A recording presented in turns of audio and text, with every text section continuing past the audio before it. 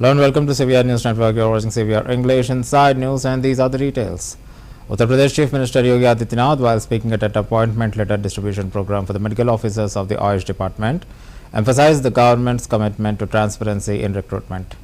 He stated that program reflects the administration's intention to ensure fair opportunities. Talking inspiration from Prime Minister Narendra Modi, CM Yogi highlighted that approximately 8.5 lakh government jobs have been provided to the youth of the state in the last 8 years.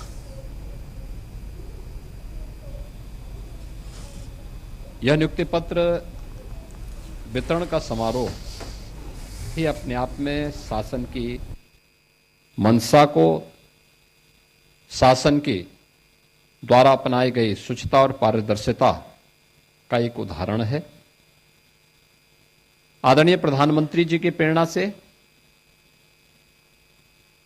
पिछले 8 वर्ष में सरकार ने लगभग 8.5 लाख सरकारी नौकरी प्रदेश के युवाओं को प्रदेश के अंदर दी। अगर ये 8.5 लाख नियुक्तियां प्रदेश के अंदर शुचितापूर्ण तरीके से नहीं होती तो सभी मामले न्यायालय के अधीन गए होते और एक भी नियुक्ति की प्रक्रिया पूरी नहीं। यह नियुक्ति पत्र वितरण का समारोह ही अपने आप में शासन की मंशा को शासन के द्वारा अपनाई गई शुचिता और पारदर्शिता का एक उदाहरण है।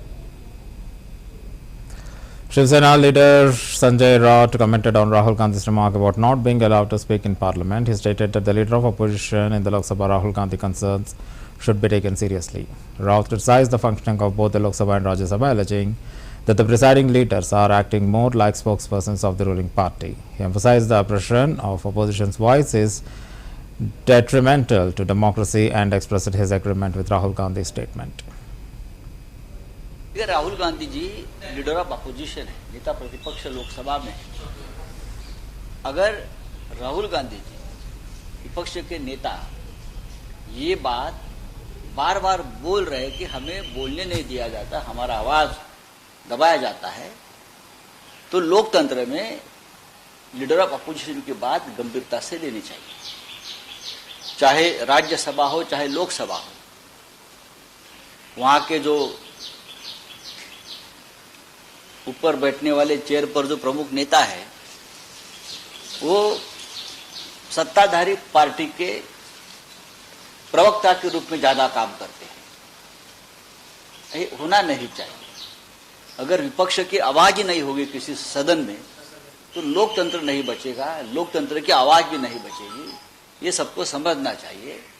और आप लोग लोकतंत्र के चौकीदार हो, चाहे लोकसभा के प्रमुख या राज्यसभा के प्रमुख। तो राहुल गांधी जी की बात से हम Rahul Gandhi ji leader of opposition है, नेता प्रतिपक्ष लोकसभा में। अगर राहुल गांधी जी विपक्ष के नेता ये बात बार बार बोल रहे कि हमें बोलने नहीं दिया जाता, हमारा आवाज दबाया जाता है, तो लोकतंत्र में लीडर ऑफ अपोजिशन की बात गंभीरता से लेनी चाहिए। चाहे राज्यसभा हो चाहे लोकसभा हो, वहां के जो ऊपर बैठने वाले चेयर पर जो प्रमुख नेता है वो सत्ताधारी पार्टी के प्रवक्ता के रूप में ज्यादा काम करते हैं। ये होना नहीं चाहिए। अगर विपक्ष की आवाज ही नहीं होगी किसी सदन में तो लोकतंत्र नहीं बचेगा, लोकतंत्र की आवाज भी नहीं बचेगी। ये सबको समझना चाहिए। और आप लोग लोकतंत्र के चौकीदार हो, चाहे लोकसभा के प्रमुख या राज्यसभा के प्रमुख।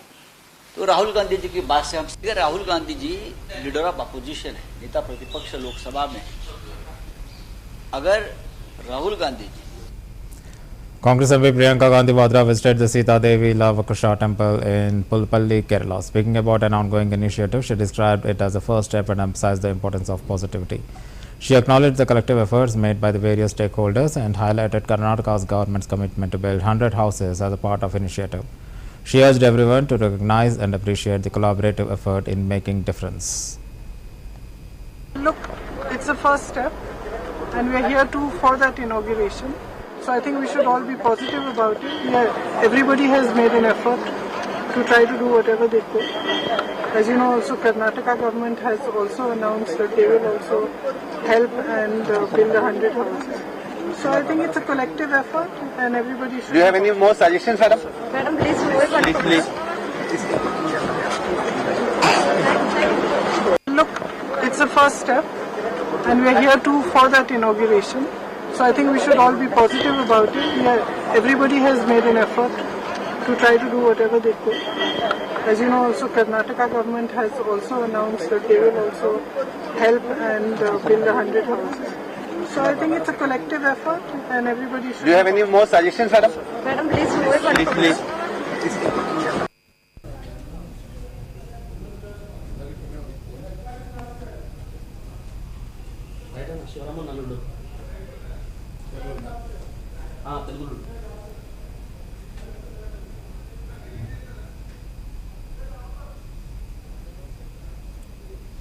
Chhattisgarh Chief Minister Vishnu Dev Sai, while addressing the press conference, spoke about the successful Investors Connect event held in Bengaluru. He stated that the event attended by the state officials and the finance minister resulted in signing of the MOUs with several companies. Emphasizing its significance, he called it a major step forward for Chhattisgarh's economic growth.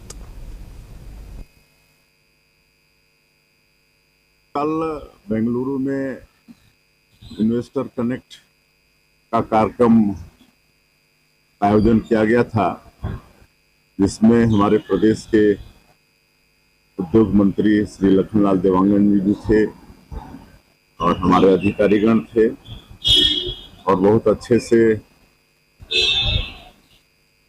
संपन्न हुआ है। और वहां हम लोगों ने अपनी उद्योग नीति को रखी और उद्यमी और जो निवेशक काफी आकर्षित हुए हैं और कल 3,700 करोड़ रुपए का निवेश का प्रस्ताव उनको सौंपा गया है। और कुछ कंपनियों से एमओयू भी हुआ है, जैसे नेस्कॉम है, आयशा है, टाई है, और ये लोग इंजीनियरिंग और आईटी के क्षेत्र में यहाँ पर उद्योग डालेंगे। इस तरह से बहुत अच्छा हमारा ये इन्वेस्टर कनेक्ट का कार्यक्रम रहा है और इसके पहले भी हम लोग दिल्ली और मुंबई में कर चुके हैं, उसमें भी काफी अच्छा रुझान। कल बेंगलुरु में इन्वेस्टर कनेक्ट का Addressing the Central Asia Youth Delegation, External Affairs Minister Dr. S. Jaishankar highlighted India's optimistic outlook, stating that every generation in the country believes they will do better than the previous one. He pointed out that this sense of optimism is not universal, as not at all societies share the same belief that life will improve over the time. Dr. Jaishankar also emphasized India's widespread embrace of technology, noting that Indians hold their smartphones dearer than anything else. He discussed how the country has fully integrated technology into daily life, from cashless payments to seamless access to the government services, as well as its professional interactions. He concluded by stressing that the future of artificial intelligence will require a mindset and a cultural approach that technologically friendly, something that India has already adopted in many aspects of life. Today we are a very optimistic society. If you ask young people in India, they feel that their life will get better, that in the next 5 years, next 10 years, things will be better for them than they were 5 years ago or 10 years ago. Every generation thinks it will do better than the previous generation. I mention this to you because that's not the feeling all over the world. Not all societies are necessarily optimistic. Not all societies think that their life will necessarily get better. The other characteristic is actually the embrace of technology. I think nobody holds the smartphone dearer to their lives than Indians, And part of the reason is the cost of data.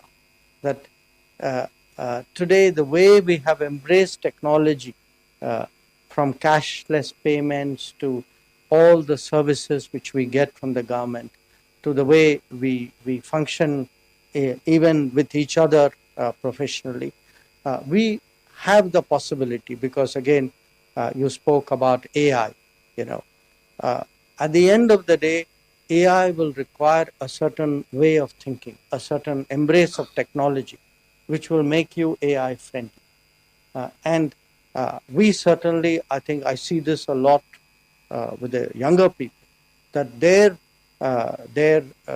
utilization of technology and how much, how creative they are about it, I think is again something which is very important.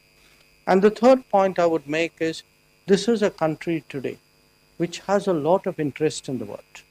That, again, in many parts of the world, people are thinking about themselves. There's nothing wrong with that.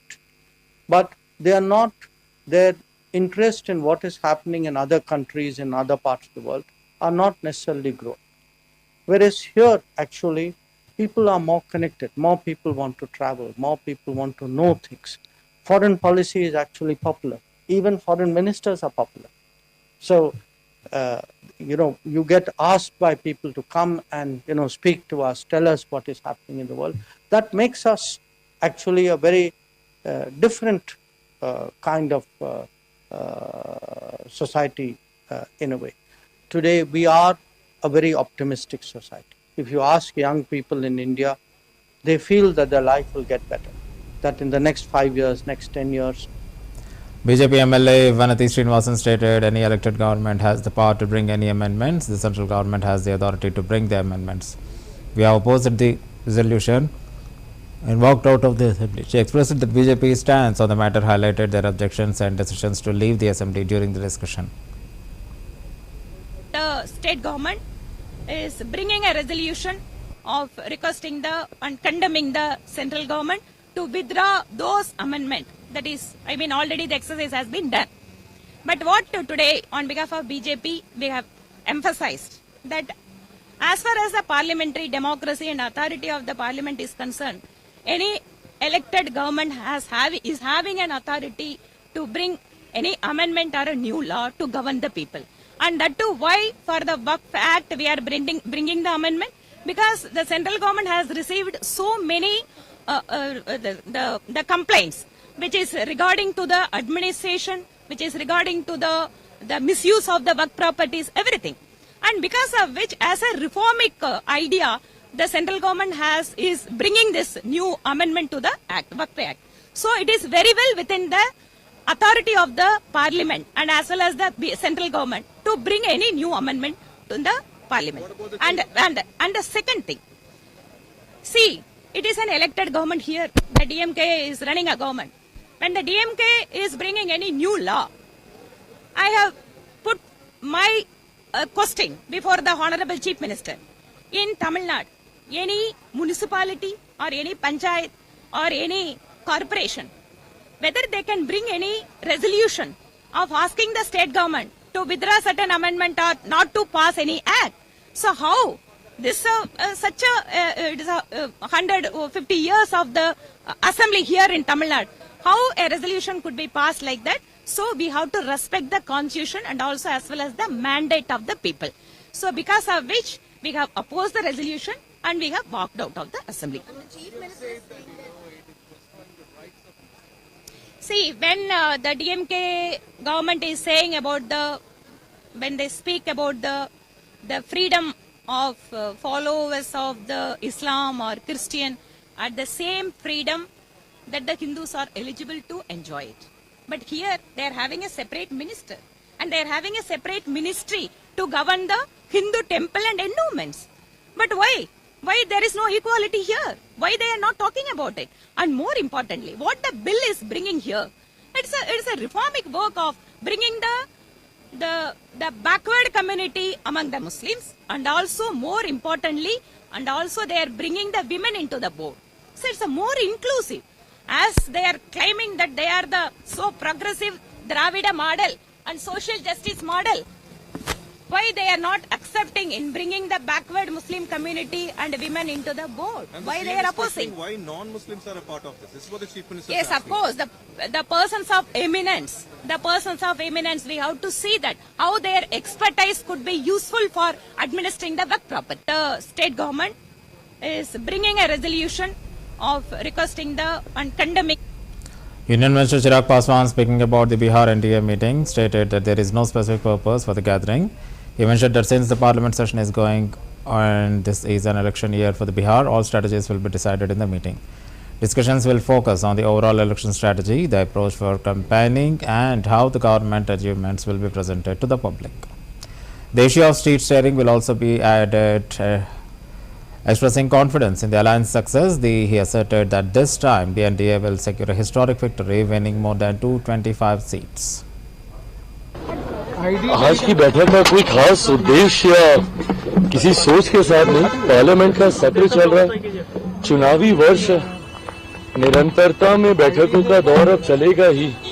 उस क्रम में आज सब लोग एक साथ बैठ के आने वाले समय को लेकर, चुनाव को लेकर सरसरी तरीके से चर्चाओं की शुरुआत की जाएगी। चिराग, कई मुद्दों पर बात हो रही है, बात ये हो रही है कि क्या किन मुद्दों को लेकर जाएंगे चुनाव में, जिस तरीके से विपक्ष और तेजस्वी मुख्यमंत्री को लेकर हमलावर हैं, जो स्ट्रेटजी बनेगी। बिल्कुल तमाम रणनीतियां तय की जाएंगी और जैसे मैंने कहा कि अभी चुनाव आते आते तक बहुत से ऐसे विषय हैं जिस पे बैठ के चर्चाएं होंगी, क्या रणनीति होगी चुनाव में, क्या किस सोच के साथ हम लोग जाएंगे, क्या क्या हमारे पॉइंट्स होंगे, सरकार की उपलब्धियां कैसे जनता के बीच रखी जाएंगी।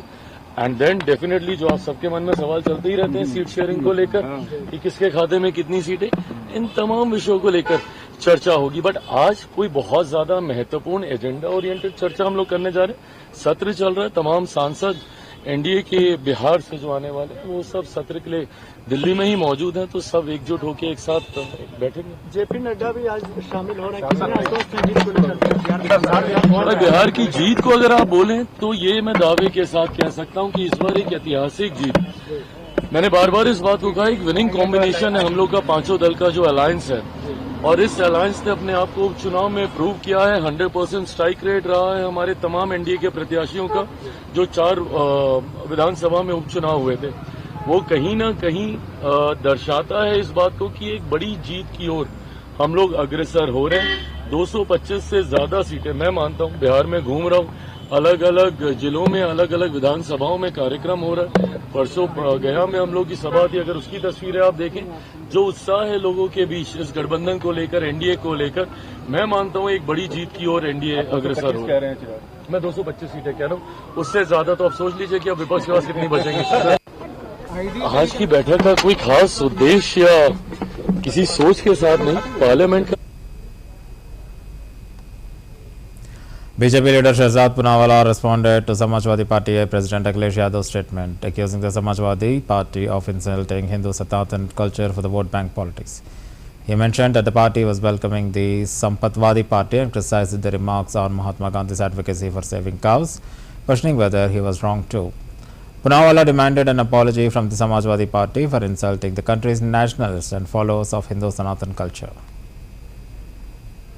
राणा सांगा का अपमान करने के बाद, मठाधीश को माफिया कहने के बाद, महाकुंभ का मजाक और मखौल उड़ाने के बाद अब अखिलेश यादव और समाजवादी पार्टी जो समाप्तवादी पार्टी बनती जा रही है वोट बैंक के चक्कर में, अब वो गाय और गौशाला का भी अपमान कर रही है। मतलब कि हिंदू सनातन संस्कृति से जुड़े एक और विषय का कहते हैं कि गाय और गौशाला बदबूदार है, हम इसलिए परफ्यूम पार्क बनाते हैं। देखिए, जिन लोगों को सुअर ज्यादा पसंद है, हो सकता है कि उनको गाय में कोई आस्था ना हो, गौ माता ना लगती हो और बदबूदार ही लगती हो, पर हिंदू आस्था के हर एक चिन्ह पर चोट करना, ये इनका स्टैंडर्ड ऑपरेटिंग प्रोसीजर बन चुका है। राम मंदिर बेकार है, ये राम गोपाल यादव ने कहा। रामचरितमानस को जलाने की बात करना, हिंदू धर्म धोखा है, ये इनके नेता ने कहा।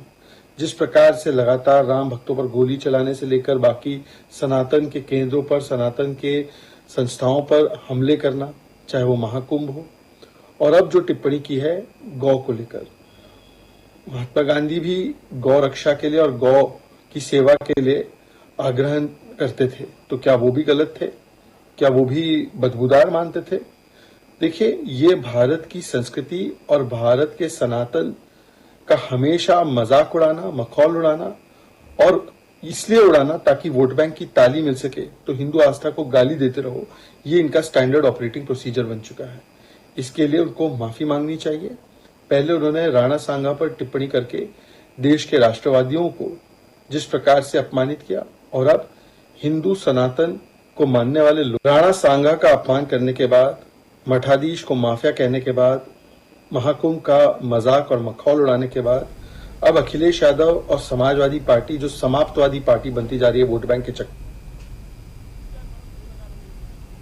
Rajasthan Chief Minister Bhajanlal Sharma announced that Rajasthan Foundation Day is being celebrated from March 25th to 31st, and it has been decided that Rajasthan Day will also be observed on Chaitra Pratipada. He emphasized that various programs are being organized continuously across the state as a part of the celebrations. Speaking at an event, he extended his best wishes for a happy Rajasthan Day and a new prosperous year to all. He also highlighted that a well-organized program took place at Bikaner House as a part of the festivities. बात यह है कि राजस्थान दिवस जो 30 मार्च 1949 को मनाया गया था, चैत्र शुक्ल प्रतिपदा, और जिस घड़ी में और शुभ अवसर जो था वही शुभ अवसर रेवती नक्षत्र इंद्र योग दोबारा से ही ये आया है, और हमने इसके लिए घोषणा की है कि हमेशा राजस्थान दिवस चैत्र प्रतिपदा को ही मनाया जाएगा। और ये हमारे राजस्थान भर में लगातार कार्यक्रम हमारे सत्ता के चल रहे हैं। आज उसी कड़ी में यहाँ ये कार्यक्रम था। धन्यवाद देना चाहता हूँ आपके माध्यम से सभी राजस्थान वासियों को और उन सभी प्रवासी भाइयों को जो देश में और दुनिया में जो राजस्थान के भाई रह रहे हैं, उन सभी को भी मैं राजस्थान दिवस की और नववर्ष की बहुत बहुत शुभकामनाएं देना चाहता हूं। आज राजीव का के माध्यम से आपने देखा है कि बीकानेर हाउस में जिस तरह से कार्यक्रम हुआ है, बहुत ही अच्छा कार्यक्रम।